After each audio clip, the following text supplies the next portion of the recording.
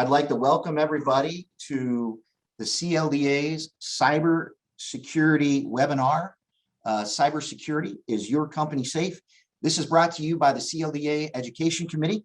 The first thing I want to do is I want to recognize the CLDA Education Committee and our chair, Tim Kocha. We couldn't bring this educational series to you and make this a reality if it wasn't for the heavy lifting done by the Education Committee. So I want to thank all members, and again, thank our chair and fearless leader, Tim Kocha, for bringing this, making this a reality. Before we get started, a few housekeeping rules this afternoon. Number one, this session is being recorded. So anything that you say, anything you put in the chat box, any questions, answers, or comments that you put in the Q&A boxes, that will all be recorded. In order to have some semblance of control, all the attendees are muted. So please use that chat box very liberally to communicate to myself as the moderator or any of the panelists this afternoon. However, if you have a question that you want to share with the entire group this afternoon, please put that in the Q&A box versus the chat box, and I'm going to do my best to differentiate those questions and work really hard to fluidly intertwine those questions real time into our presentation this afternoon versus bucketing those and waiting for a Q&A session at the end of today's work. With that being said, I also want to take a moment to thank all of the attendees that we have today that joined us for our virtual Executive Leadership Summit back in October. I thought that work was fantastic. I thought the content was fantastic. And again, the CLDA's goal is to educate its membership. That's our commitment to you as trade association members. And we would like to augment some of that training that was begun during the ELS this afternoon concerning cybersecurity. And I would be remiss if I did not, if I didn't take this opportunity as well to plug the Final Mile Forum and Expo.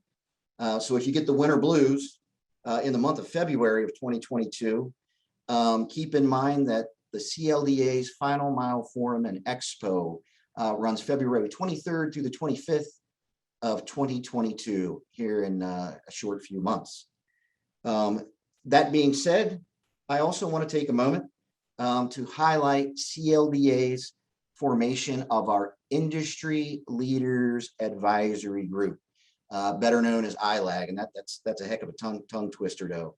This is a non-courier advisory group that will help with the association's strategic planning. It was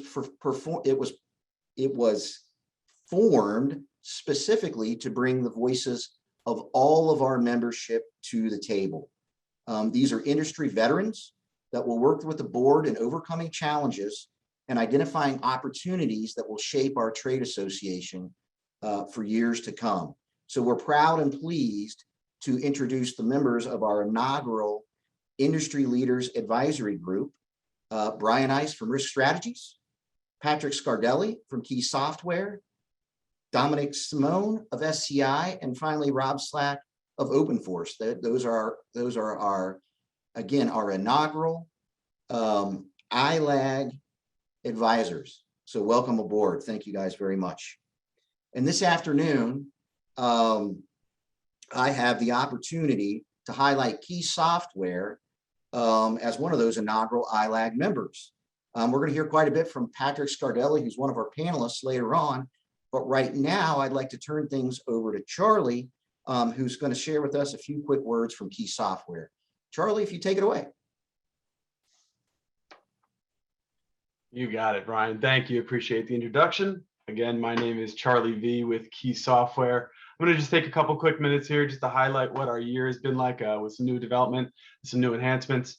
Our team at Key has been really hard at work to improve our platform and give our customers some awesome new capabilities that really have set them apart from their own competition.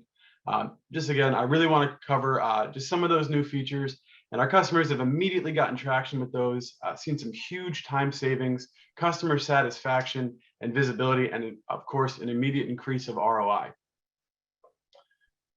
So the first thing I want to cover is going to be the automated and assisted dispatch. I could talk about this for a very long time, but I have about 180 seconds, so I'll make it brief here. Basically, what the automated and assisted dispatch is going to do is it's going to allow your dispatchers to save a boatload of time instead of sitting there at their screen looking at maps, looking at orders on routes, and trying to make that decision as to, who's the best driver for that. What this is going to allow them to do instead is be exception managers and sit there and watch, anything that goes wrong. Of course, 99% of your business is going right.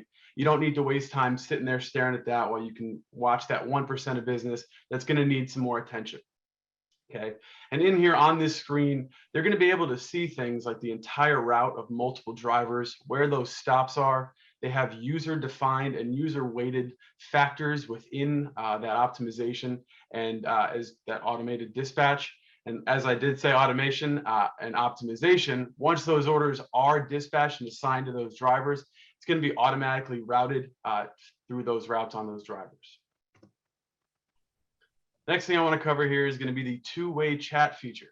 All right, so this is instant texting between CSR and driver or CSR and customer.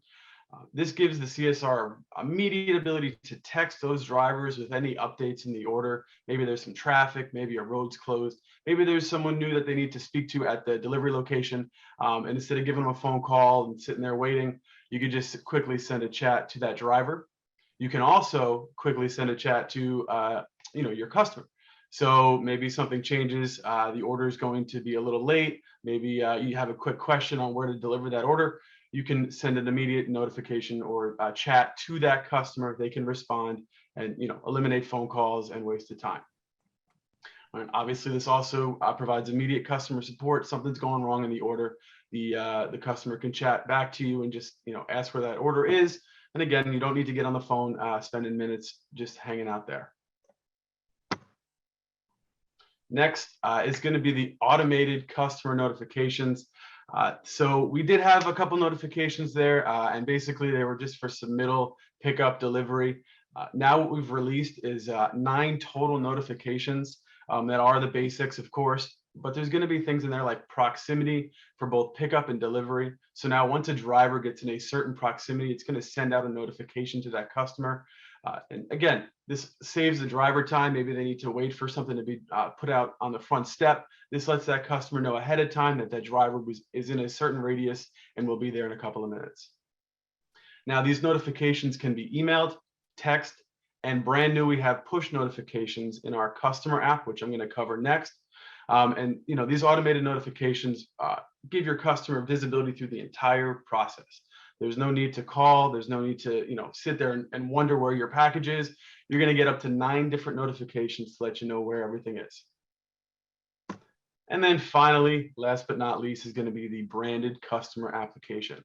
Now, this is a completely custom branded app that actually gives you a store in the Google Play Store and the App Store, so your customers can actually download your application. This isn't a generic app. This is your application with your logo, your name.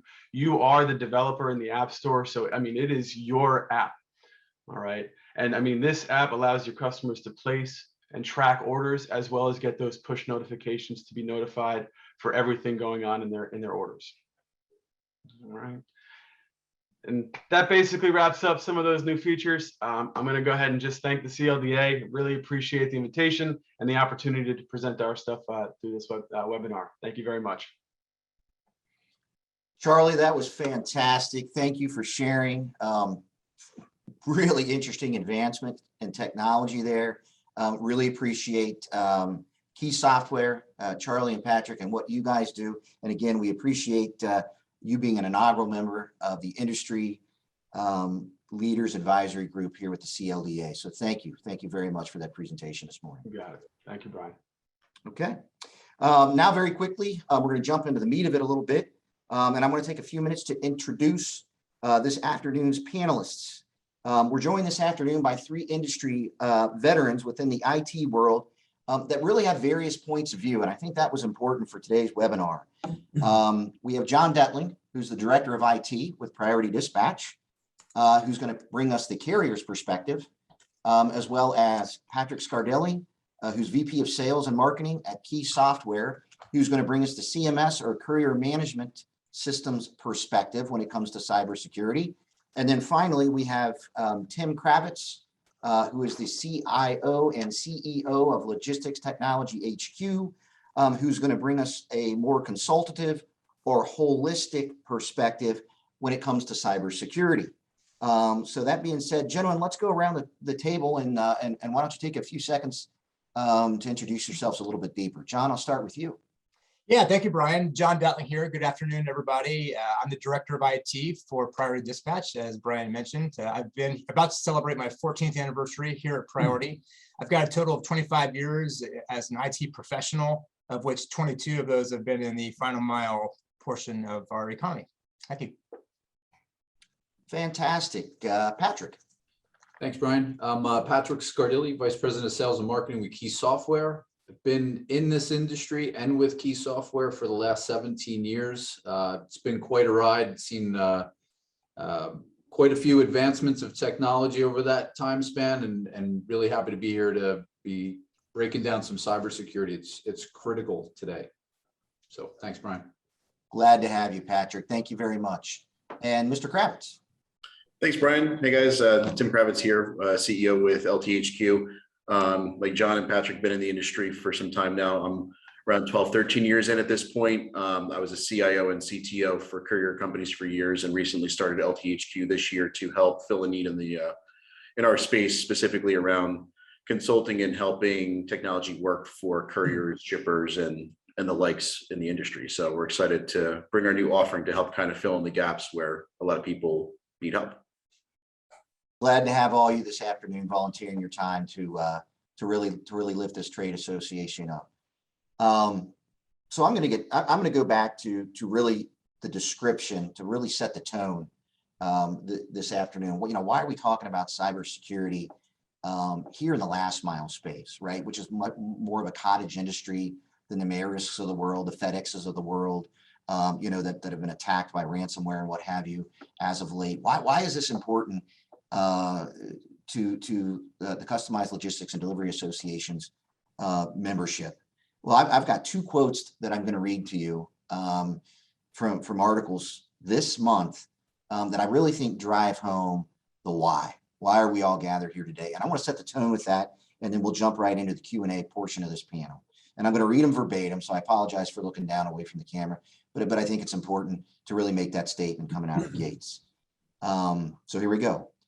Ransomware attacks against the shipping and logistics industry have tripled in the past year as cyber criminals target the global supply chain in an effort to make money from ransom payments. Ransomware attacks are increasingly targeting shipping and logistic firms at a time when the global COVID-19 pandemic means their services are required more than ever before.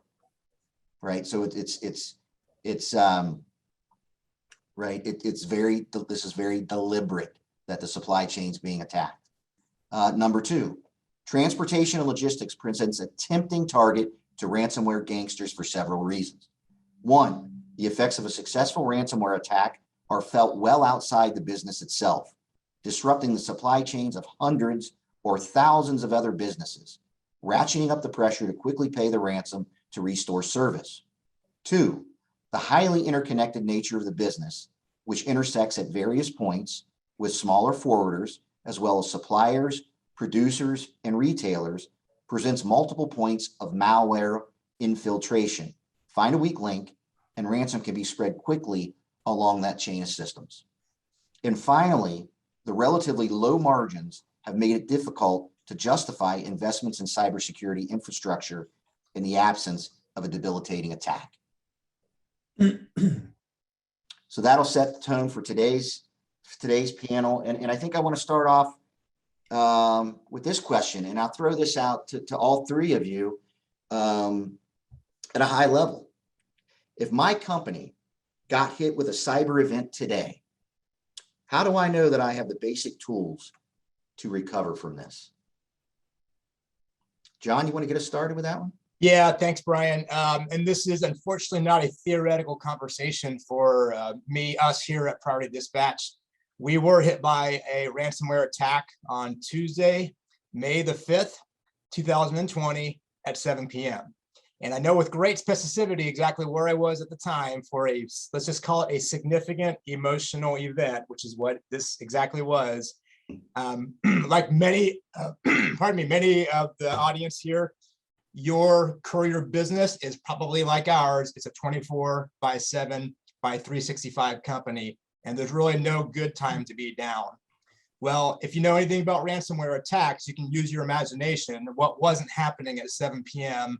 on Tuesday, May the 5th for us? There was no order entry happening. There was no dispatch happening. There were no manifests being printed for drivers. There was no EPOD being collected. And it was not a good day for us, as you might imagine. So as I go more and more through a few of my thoughts here today on the panel, I'll talk to you about our Get Well plan and what we did. Quick into the story, it took us about 24 hours to get, let's say, survival mode functional. And I assure you, it was the longest. 24 hours doesn't sound like a lot. I can assure you it was the longest 24 hours of my life, not knowing how soon we were going to be back up and running. So there's my initial thoughts there, Brian, on your question. Well, thank you for that. And thank you for getting the job done in 24 hours from my perspective here at Priority. Patrick, some thoughts from your seat, some initial thoughts.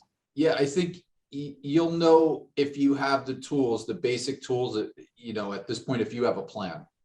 You know, one of our customers was very recently affected by a ransomware attack, and you know, kind of helping bring them back to get their legs underneath them to where they can be functional.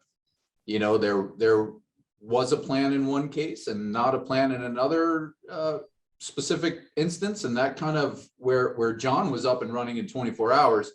You know, some other companies are going to take a little bit longer because there's not a defined plan in place. So if you're watching this webinar and you don't know if you have a plan for, you know, some type of cyber security event, ransomware, and attack, you know, you're just behind the 8 ball. So to start having crafting a plan to put you in a place where you can be really responsive if that happens. So that's where we start, just having a plan and working with folks like this on this panel. Great comment. Really appreciate that, Patrick. Tim, thoughts from your desk?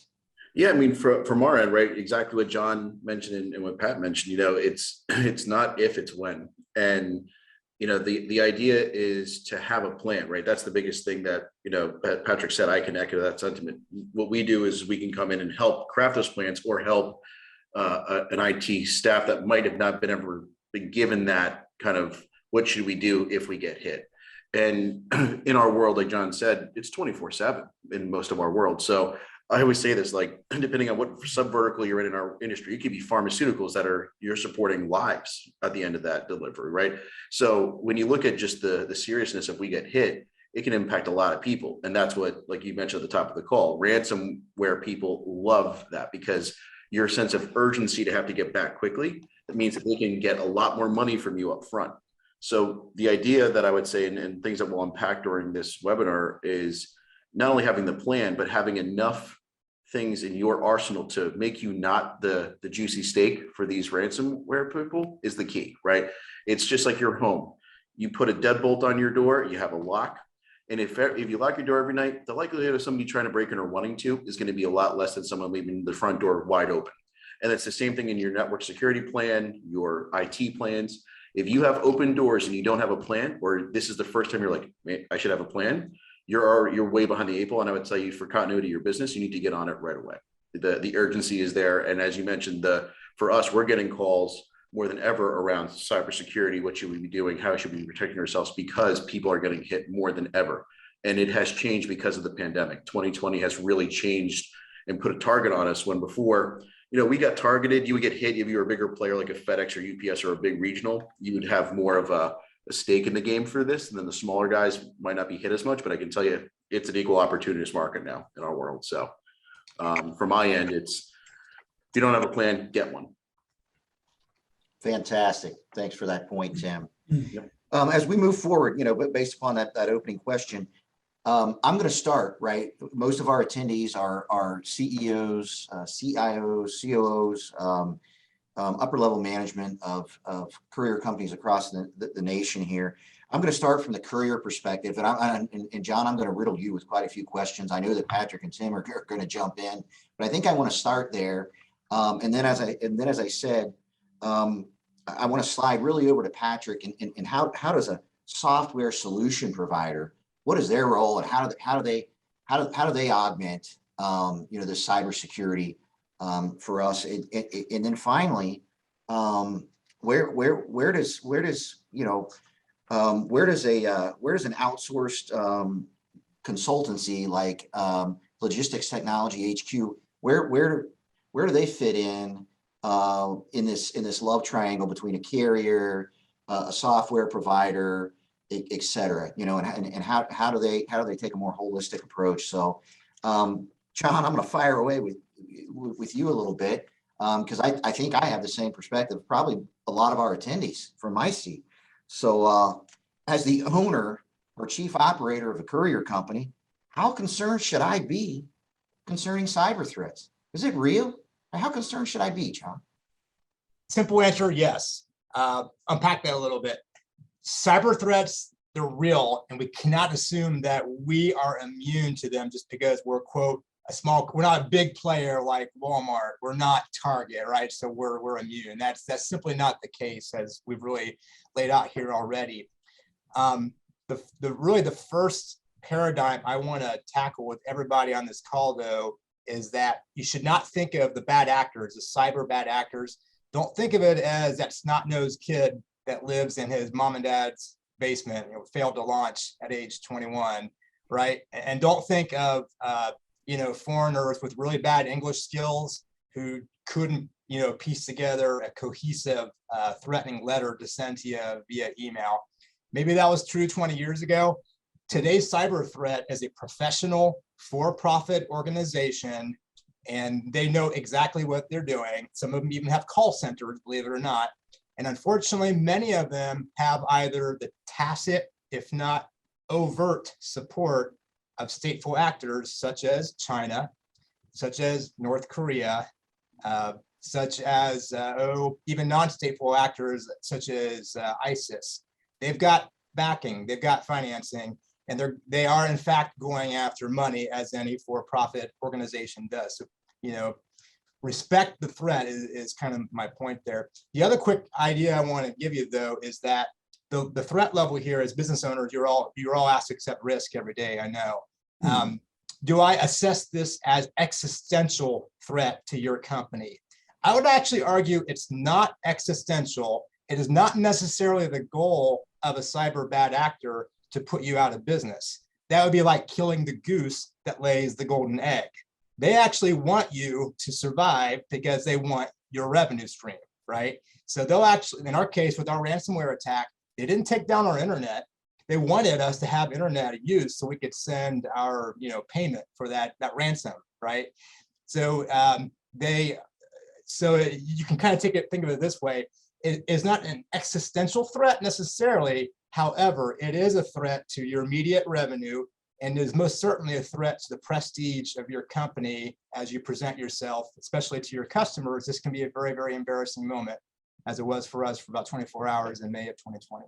So how's that for an initial response, Brian? That's fantastic. Thank you. Patrick, Tim, any comments to add, or should I continue to drill John from the carrier perspective here? One thing I was going to add, Brian, just to educate everybody, because tech and talking about technology can sometimes be a foreign or a scary thing. If you're not a technologist, you're not in it every day like we are. So just to kind of just overset, like when you hear of a ransomware, or you hear something called like crypto locker or things like that in the emails you see, or maybe the conversations you're having at at different trade shows and stuff. The thing to know about ransomware is it's designed, like John was saying, to get money from you. So whenever you hear of a crypto locker, typically they're coming in a couple very nefarious ways. Most of the time they're coming through an email, and they're coming through a link that looks like a typical thing like an Amazon, but it's missing like the end in the URL. And then you download it, you provide some information, and then from there they start kind of planting their seed into the into your world. And then from there, they just need to get an admin password. Someone comes in one day and you're toast. And what they do is they actually will take this virus and it goes and it'll encrypt everything back to wherever what's ever connected to your network, no matter where you're in. And it essentially locks it up. So what happens now is you are essentially locked from doing anything in this ransomware when you hear it. And now you have to pay $20,000, $100,000 for them to they'll give you a key to unlock it so you can get back to your world. And once it's encrypted, it's encrypted. The only way you get back, like John was saying, is you essentially have to eliminate whatever happened that day and restart from the previous day if you have backups. So just to kind of give an education to this, when you hear ransomware, what does it mean? That's what it is, and that's what they do. So just when we're talking about ways to mitigate that threat or processes or ways that we do this, just know in the back of your mind, it's not that scary conceptually, just know that's actually what's happening when these things happen.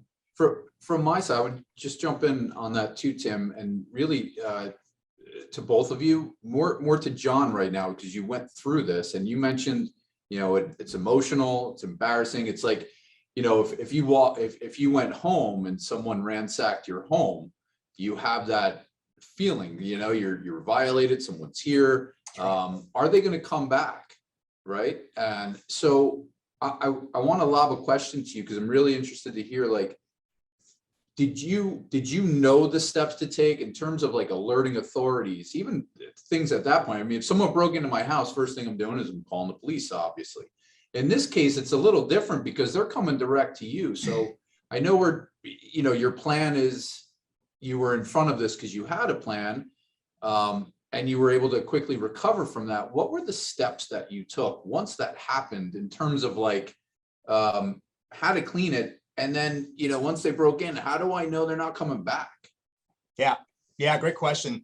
Our first few hours of this event, we didn't even know what the heck was going on. We just thought, our internet's down, or we got a couple servers that are down, right? Oh. It took us a while before we opened up one of our servers where there was actually a little text message, a text file, that had been put on the desktop of the server.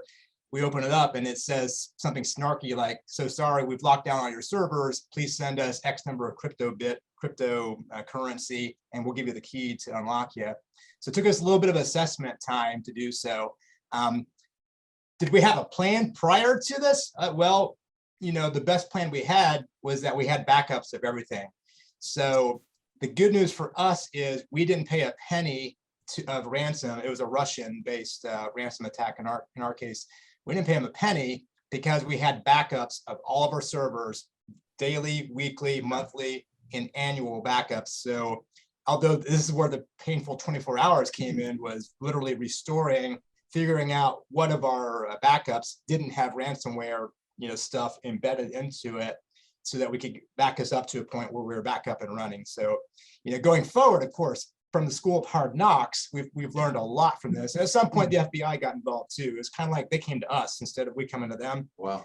They knew. They were tracking this Russian threat even before they knew that we were part of it. So they actually reached out to us. So there was a lot of postmortems, if you will, throughout the month of May of 2020. But just getting back into a functional state, the key for us was having good backups of all of our data, of all of our business logic data. Well, I'm gonna, I keep hearing Bitcoin, I keep hearing ransom, I keep hearing money. And when I hear about money, when I hear about risk, I start thinking about risk mitigation. And I'm gonna go off script a little bit, fellas, and throw a hardball at you versus lobbing a softball at you. Can you share some of your thoughts concerning ransomware insurance? I don't know that there's a right or wrong answer here. But boy, that jumped to mind from my standpoint. Can we touch on that a little bit? I don't care who starts here. Yeah, I'll get it. As like I said, it's not if, it's when. I mean, the cost to be down, and if you can put into perspective not only your cost of being down, but then what the customer's impact to be, what they might charge you for their pain. That number could be massive if something happens. So when you're looking at your underwriting and getting insured today, a lot of times when we're getting brought into a consulting arrangement, sometimes we're actually just filling out paperwork for your insurance these days. Like, part of your insurability now is not only we know as a company is, do you have the things that John was mentioning in place? If not, we might not even underwrite you. So not only just getting a rider for cybersecurity insurance or ransomware that's an additional, but just to be underwritten for your regular business insurance now, because technology runs so much of our worlds, that if you don't have it and you're not taking this seriously, we might not even insure you, or your premiums are going to be 25x because we know you're not doing the right things. And a lot of times we get this now from owners because they haven't, like, and this is a new thing in the past, like I would say even 5 years. Now it was like the more, I would say the bigger players, things like that, they would kind of be always brought in and this was a nice to have. Now it's like, you better have it. Even for me, when I started my business this year, and I'm a tech consulting company, half of my insurance premiums go to just this alone for my company because I service you all. So if I do something stupid or one of my folks do something wrong, we can protect you and also restore you if we did something wrong. So this is where I say everybody, like, insurance is about mitigating risk, and things are getting more technology driven and more than ever. So I would say you could do all the right things in the world, just like an athlete can have a heart attack. That's the top athlete. You could be doing all the right things, and it just takes one of your weakest links. It could be literally one of your employees that's brand new, gets a fish, and they get hit. And that's why I tell people, just have it there, have the things that John mentioned so that you can get back, but also have this in case if the worst happened. And I think, Pat, you were mentioning that you had something like that. I can only imagine what some of those cryptos are. And if you don't have certain things, it's bad. So my position is I'm always hedge against the reality, is my opinion on that. Wow. Agreed. Very insightful. Thank you, Tim. Well, let me jump to the next question here. So let's assume that we all believe this threat is real, right? In the customized logistics and delivery space, in this final mile space. This is a real threat, and that's a given now. So assuming that we accept this threat as real, what are the first few steps that I can take to get in front of this other than insurance, John? What would I do as a CEO or a COO or an owner of a small transportation company in the last mile space? What are the first couple things that I need to do right now to get in front of this risk? I would say to every owner or chief operator on this call, don't go to bed tonight if you don't know the answer to the following question, and that is, how solid is our backup plan? So if you're blessed enough to have a dedicated IT department, or if you have an external support vendor type of relationship who's managing such affairs for you, make sure you're good, because this is a do not pass go, do not collect $200 question before we even get fancy with cyber defense postures. Are my backups solid? My daily, my weekly, my monthly, and even my annual backups. I need to have multiple restore points in order to be healthy. If the answer is yes, congratulations. You're probably doing better than, I won't even speculate a percentage, but I'm betting there's a percentage of the overall industry who probably doesn't take backups too terribly seriously because they just haven't really thought it through. And I would encourage you to rethink that. Beyond that, appoint yourself as cyber defense czar would be my recommendation. That could be an internal person. It could be an external person, kind of one central leader of the attack for your cyber defense posture. And I'll hasten to add, this person doesn't have to be the only person. Matter of fact, I would discourage you from making this the only part of your solution. Nobody's smart enough to stay on top of every emerging cyber threat. We just aren't. Every day there's new threats that emerge. No one person is smart enough. But you want to have a czar, somebody who can take lead, and then surround them with resources, either internal or external, to build up the plan that Patrick was talking about earlier. Fantastic. Any other questions, or excuse me, any other comments concerning the first couple steps there? Just to jump on to John's point there, right? It's also in that approach, right? Just the basics, things that I should be doing, right? Just good decision-making around where to make this spend and where not. Like, for example, Patrick's software, Key Software, right? They are what they call a SaaS-based product, right? You can also, in their product, you can own the server if you want, which is a nice option if you're a bigger player, and there's some benefits and drawbacks to that. But I would tell you, in my position and in the security positions, Patrick's got an advanced team and has got millions of dollars invested in an infrastructure that's there to protect your assets, your software, and all that. So if they give you, and there's an X amount of money for them to run the servers and they're taking on the protection for you, I would trust in the experts to then do that for you. It's kind of like the cloud. Everybody hears that today, whether you're in AWS or Azure or things like that to host your enterprise data warehouses, your analytics, all these things that we all have become so dependent on. You got to take that extra step now and say, okay, my backups, my cloud-based systems that I have are better than any server I can have. And if you're having internal servers now, I would tell you, you are 20 years behind, because the cost for you to put your internal servers now and have to do that, I would say to you that it's just doesn't make sense. If you're in a high availability is what they call it, like an AWS or Azure, they've got billions of dollars of protection that you can never replicate yourself. So don't try it. Just know that you pay into that and that's going to help you.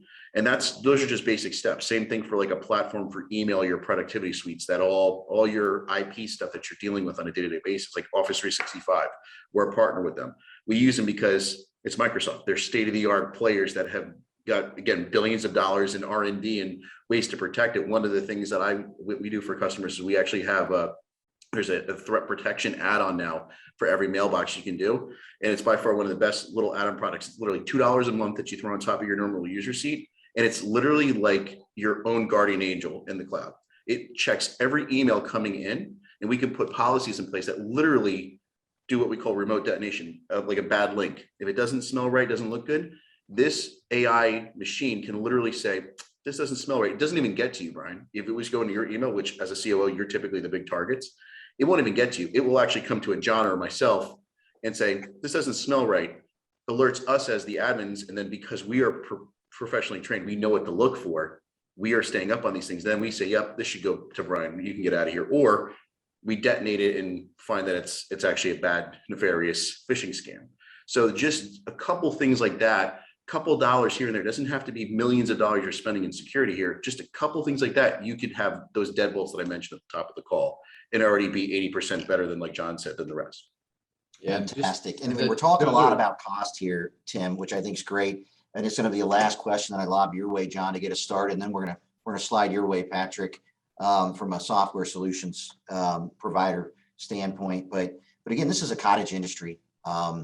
These are smaller companies, and I mentioned earlier in the opening that in this logistics world, margins are pretty slim, right? We're part of a supply chain. Margins are pretty slim.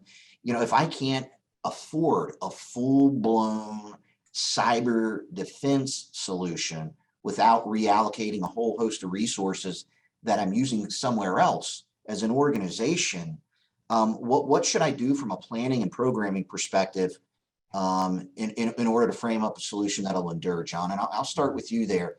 Understanding that we're not FedEx or UPS. Most of us, we have to trade on resource day in and day out.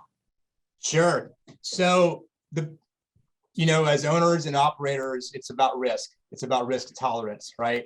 And before someone joined this session today, if we were to ask them off the street, how much risk are you willing to accept when it comes to your cyber defense posture, we might get a different set of thoughts than what they now have after they've just listened to us for these past 30 minutes. So just getting the heightened level of situational awareness as owners and senior operators, that really any programmatic approach has to start with a commitment from the ownership and from the senior, the C-level individuals of a company to really address how much risk are we indeed willing to accept.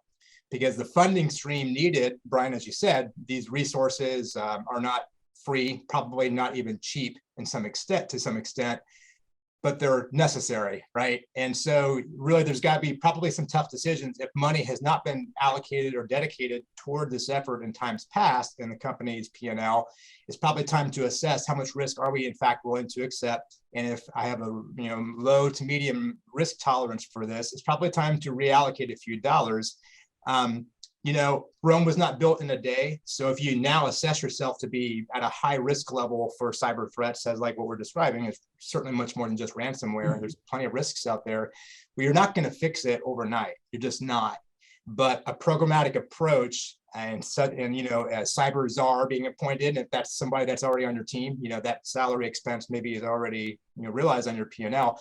But getting that individual to really start assessing, to be your rep, and figuring out what are going to be the costs, you can now have a very productive conversation when it comes to planning and programming for the next year to say, here's the cost of the cyber defense plan, a multi-layered, multi-security level plan that I've proposed to you.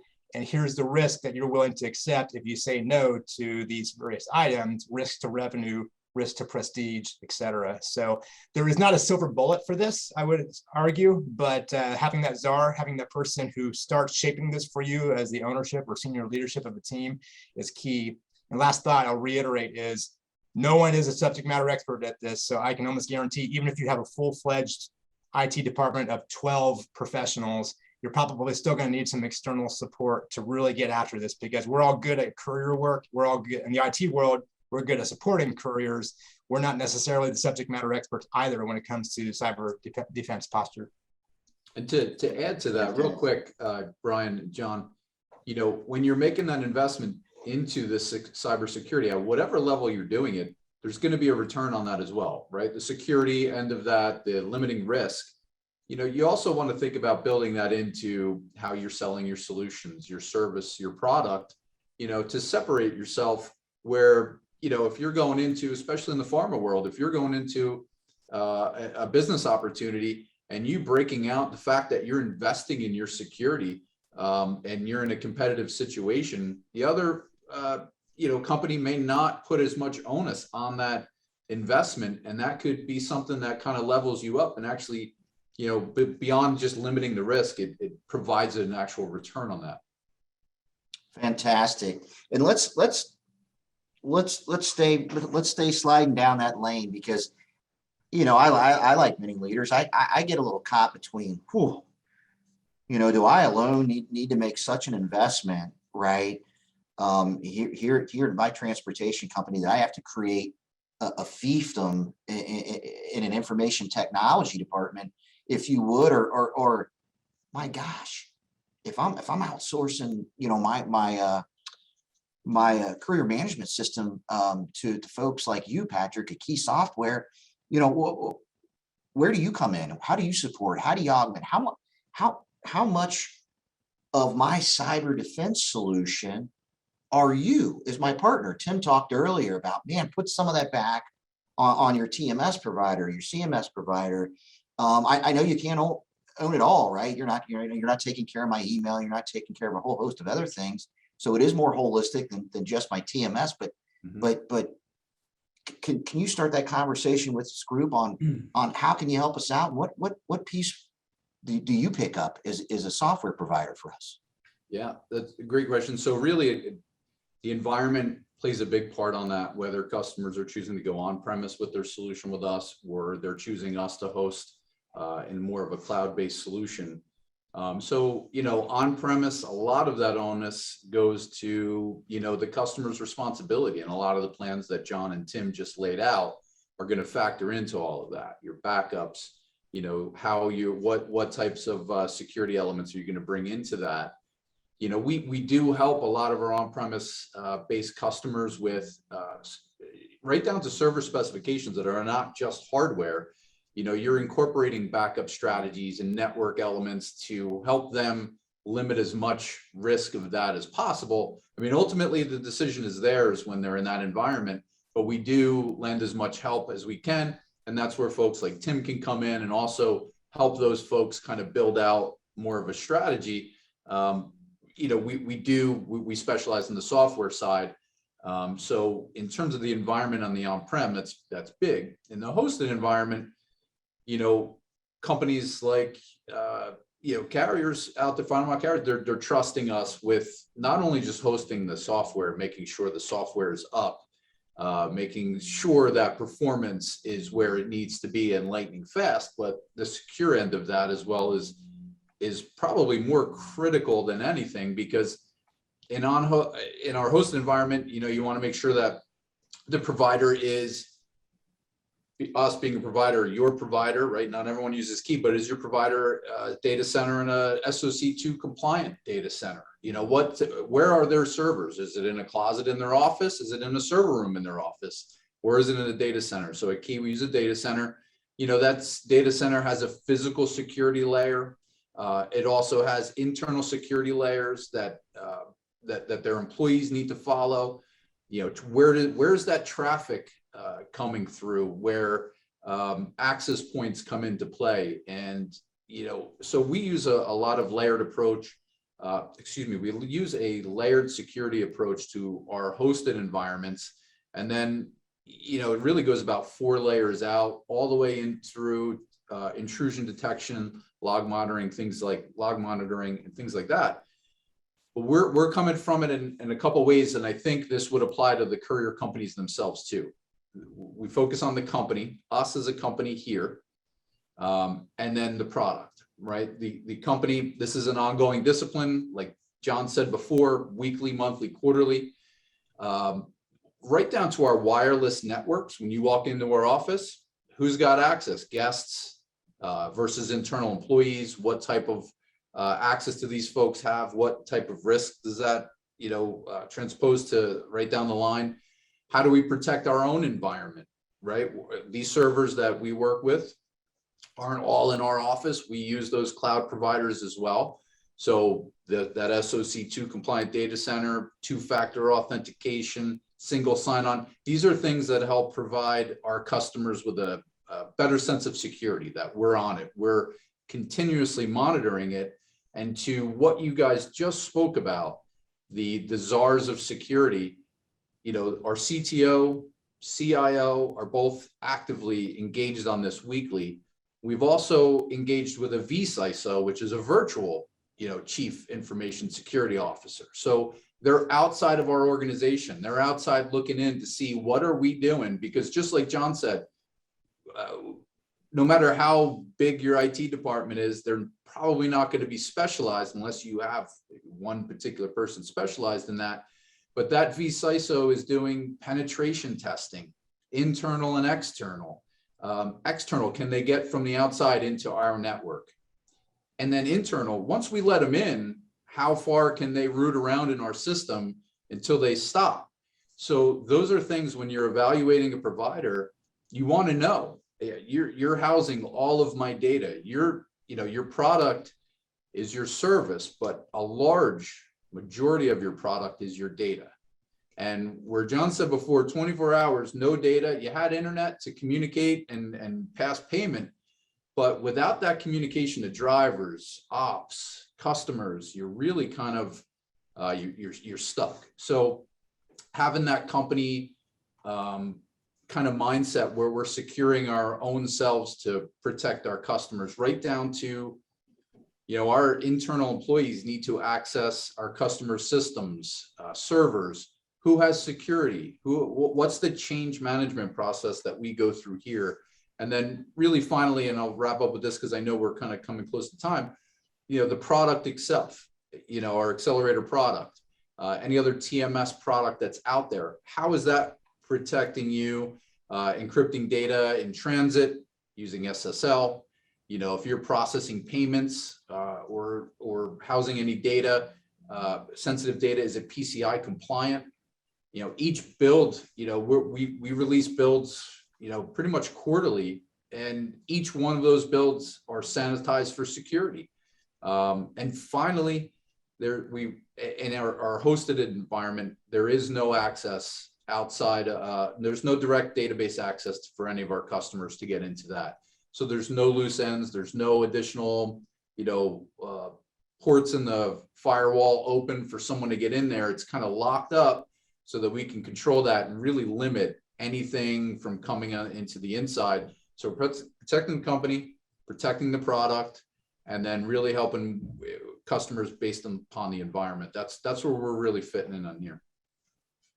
Yeah, I was going to say, Brian, just to add on to Patrick there, though, like you look at a vendor, and in Patrick's world, like when I'm coming in, I'm saying, okay, he's a vendor, and the reason why I like Key Software is because they do all of these things. So when we're coming in and evaluating, he's one of your main applications that run your world. But like you said before, Brian, you have email, you have your network, you have your Wi-Fi, you have your financial systems, right? Your QuickBooks, all of these different things that run your business. It's not just your TMS. So this is where it can get very scary, and it can feel like you're climbing Everest if you're not a technologist or you don't have a team. And this is where for us, we come in as kind of like be your Sherpa, right? We're there to help guide you up the mountain so that it's not as scary to get to the summit. And it's doable, and you can do it in an affordable manner. And as scary as this all might be, there are solutions, and they can be within budget. You just have to know where to go as a strategy. And a lot of it is going to a SaaS-based model like a Key Software, right? That's where a lot of the affordability now comes into a sub 10 million group, which most of the courier space is. So when you look at your P&L, what can I be budgeting? You can do these things for like a headcount through us to help you navigate the whole world, and then work with a Key, and we be your broker or be your kind of confidant. And even for us, if we don't know, we have friends in industries in different various places. I have programmers and different folks from different backgrounds that if we don't know, we'll go and ask them. So for us, as a technologist, there's never a dull moment. It's always changing. And if somebody in technology says, I know it all, then fire them, because you just can't.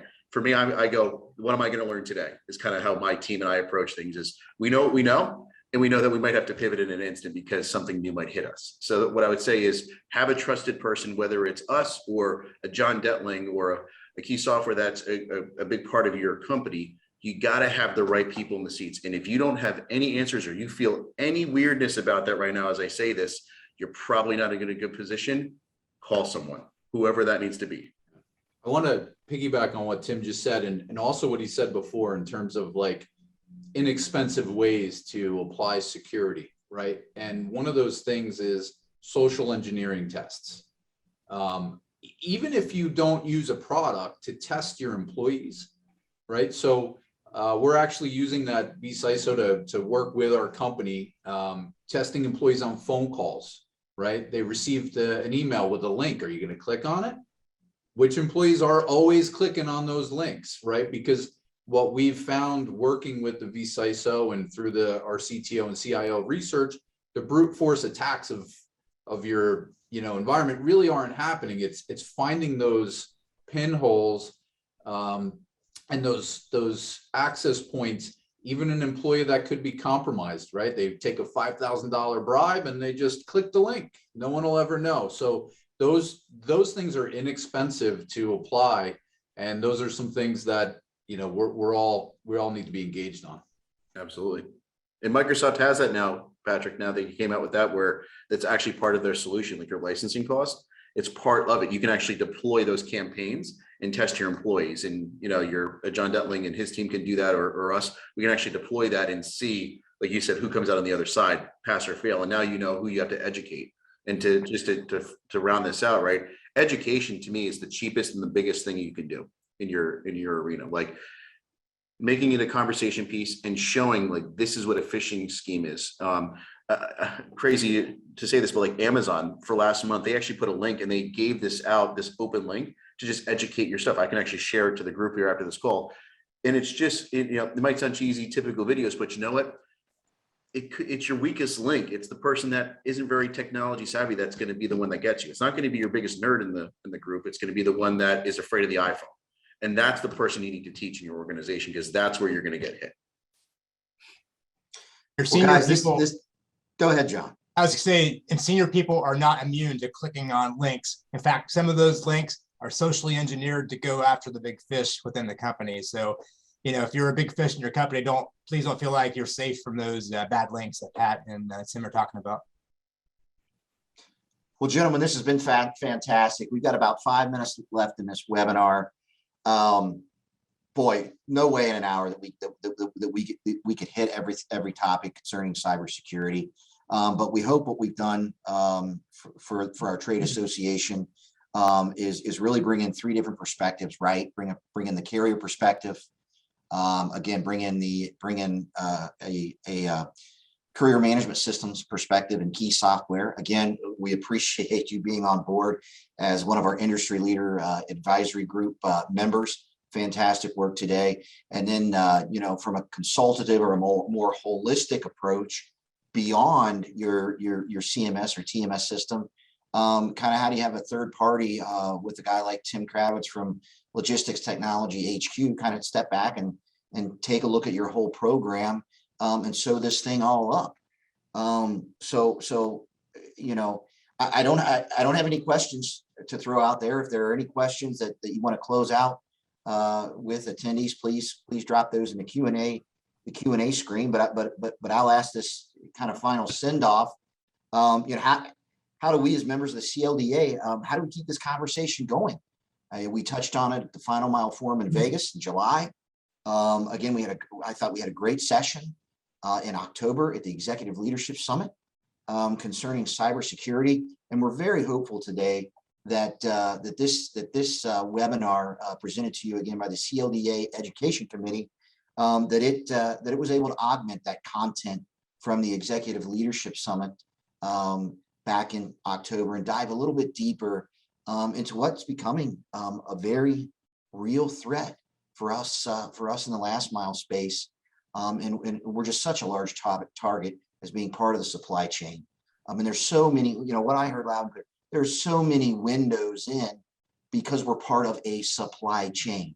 We're part of a physical chain with thousands of links, and it only takes one window to get in, and then this thing spreads like a virus throughout all of the links in that chain. So we're just a heck of a target for bad actors, use your word, John, in the cyberspace. And we really appreciate the work that you folks have done today. And we look forward to deepening this conversation throughout our next CLDA events. And again, we've got an event in Miami, Florida, February 23rd through the 25th, our Final Mile Forum and Expo. Our president of the CLDA, Steve Howard, we'd be glad to host you down in sunny Miami and dust off a little bit of those winter blues. So please join us in sunny Miami, Florida. Again, February 23rd through the 25th.